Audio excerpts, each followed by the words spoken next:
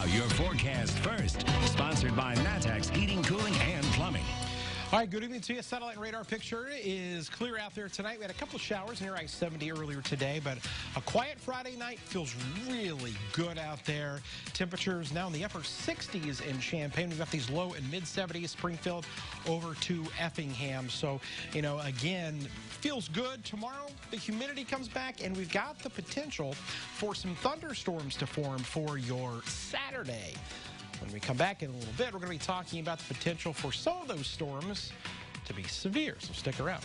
WCIA 3 News starts right now. Now on WCIA 3 News. Protesters marched outside U of I's campus town tonight. I'll tell you what message they're trying to send.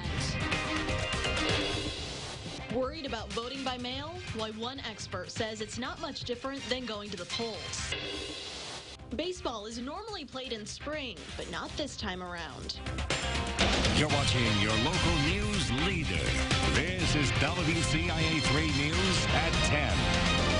This is not only about chalking and sending a message and bringing awareness, but it's also to highlight issues on public health. The same group that sprayed graffiti on the Champaign Police Department last night is holding a protest in U of I's campus town tonight, and they're defending what they did. Good evening, I'm Jessica Coons. The Champaign County Anti-Racist Coalition has been organizing these protests for the past week. WCIA3's Jennifer Jensen is live at the alma mater on campus. So Jennifer, what did they tell you about tonight's protest?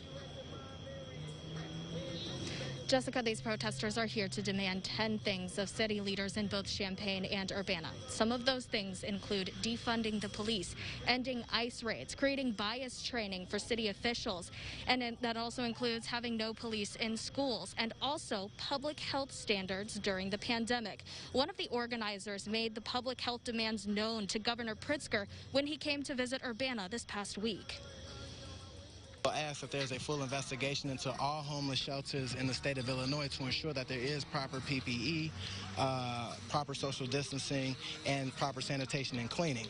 Also canceling all rents and mortgages to ensure that we will not have a high eviction process, and which will lead to a higher homeless population, which then can aid in the pandemic.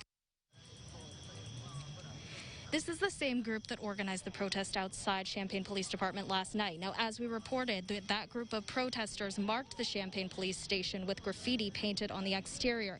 They claimed it was all water-soluble material that was used, but the city refuted that, saying the acts of vandalism included the use of non-water-soluble paint, glue, and other materials applied to the building, sidewalk, and that caused property damage. Tonight, the protesters say they used water-soluble chalk to mark the ground around U of I's Alma statue. The protest organizers said they do not support the racial terms that were marked on the Champaign Police Department, but they do stand behind the actions of marking and spraying and chalking the building to send their message. Now, this group also intends to show up to the Champaign and Urbana City Council meetings to demand these 10 things of the city leaders as well. That will be in the coming weeks. Live in Champaign, I'm Jennifer Jensen, WCIA 3, your local news leader. All right, Jennifer, thanks so much for that report. Now, the city of Champaign did respond to the vandalism at the police department. Here's a look at it again. Some of it was a political statement written across the building and sidewalks. You can see them cleaning today. A person we talked with says it raises the question of what's next. I think that trauma presents itself in multiple faceted ways, and that anger could be one of them. And just watching the George Floyd case, I think that brought a lot of things to the surface that as a nation we are all dealing with collectively, and that it's important that we do separate vandalism from protesting, but also understand that they're trying to voice something. So how do we create positive channels? The city says this behavior won't be tolerated and can result in citations or the arrests of those involved. We'll keep you updated. We have an update to a child pornography case. A former Boy Scout leader pleaded guilty to trafficking child porn after agreeing to a deal. 80-year-old Milton Forsberg was arrested last October. Several pictures of teens were uploaded from an account that was traced back to him. A drunk driver hit a fire truck early this morning in Peoria, causing it to flip over. Police say 36-year-old Corey McCown went through an intersection and hit the truck, spinning it 180 degrees. It landed on its side. 3 firefighters went to the hospital but are okay. McCown is facing charges including DUI and disobeying a traffic signal. And the Bloomington Fire Department is lending the Decatur Fire Department one of its trucks because of another drunk driver. Decatur's department was down a ladder truck after it and a car collided earlier this month. The driver was hurt but is okay, and she was arrested for DUI. The Mattoon Fire Department is short nearly 10 people. It's adding up to hundreds of thousands of dollars in overtime pay. Mattoon firefighters have not had a contract since spring 2018. Union President Bart Owens says that's the longest they've gone without one. He says they need to hire 9 new people to get back to a full staff. He thinks the city is dragging its feet on the process, but the city says it's struggling to find qualified candidates.